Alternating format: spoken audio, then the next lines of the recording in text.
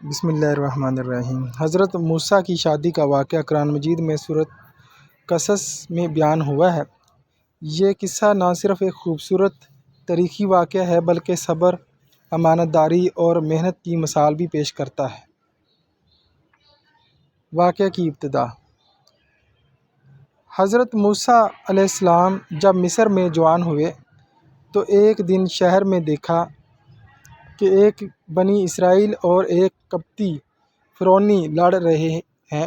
بنی اسرائیل نے مدد مانگی۔ حضرت موسیٰ نے غصے میں قبطی کو مکہ مارا اور وہ مر گیا۔ یہ غیر ارادی قتل تھا، لیکن فرعون کے پاس موسیٰ کو پکڑنا چاہتے تھے۔ اللہ تعالیٰ نے وحی کے ذریعے موسیٰ کو حکم دیا کہ وہ مصر چھوڑ دیں۔ حضرت موسیٰ علیہ السلام بغیر کسی تیاری اور زیادہ راہ کے مدین کے علاقے کی طرف نکل پڑے۔ مدین میں آمد اور کنویں کا واقعہ۔ مدین پہنچنے کے بعد حضرت موسیٰ علیہ السلام نے ایک کنویں کے پاس دیکھا کہ چرواہے اپنے ریوڑ کو پانی پلا رہے ہیں اور کچھ فاصلے پر دو باحیا لڑکیاں اپنے جانور روک کر کھڑی ہیں۔ حضرت موسیٰ علیہ السلام نے وجہ پوچھی تو انہوں نے کہا، ہمارے والد بوڑھے ہیں، ہم خود آتے ہیں لیکن مردوں کے ہٹنے کے بعد ہی پانی بھرتے ہیں۔ حضرت موسیٰ علیہ السلام نے ان کی مدد کی، جانوروں کو پانی پلایا اور پھر ایک درخت کے نیچے جا کر اللہ سے دعا کی، اے رب، میں اس خیر کا محتاج ہوں جو تو میری طرف بھیج دے۔ دعوت اور رشتے کی پیشکش۔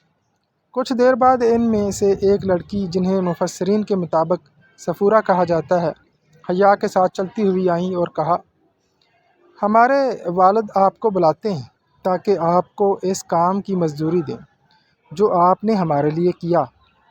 حضرت موسیٰ علیہ السلام بزرگ شعیب یا ان کے قریبی بزرگ کے گھر گئے۔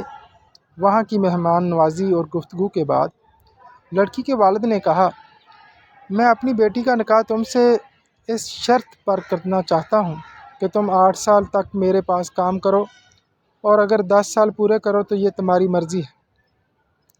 حضرت موسیٰ علیہ السلام نے یہ شرط قبول کی اور اس طرح ان کا نکاح ہو گیا۔ نکاح اور قیام۔ حضرت موسیٰ علیہ السلام نے شعیب علیہ السلام کے گھر میں مقررہ مدت تک محنت اور دیانتداری سے کام کیا۔ اس دوران ان کی ازدواجی زندگی سادگی، امانت داری اور تقویٰ پر مبنی تھی۔ مدت پوری ہونے کے بعد حضرت موسیٰ علیہ السلام اپنی بیوی کے ساتھ واپس مصر کی طرف روانہ ہوئے اور اسی سفر میں کوہ طور پر نبوت عطا ہوئی۔ سبق اور پیغام۔ نمبر 1، حیا اور عزت نفس، لڑکیوں کا مردوں کے درمیان جانے سے گریز اور پردے کا اہتمام۔ نمبر 2، امانت داری، موسیٰ علیہ السلام کا مخلصانہ مدد کرنا بغیر کسی بدلے کے۔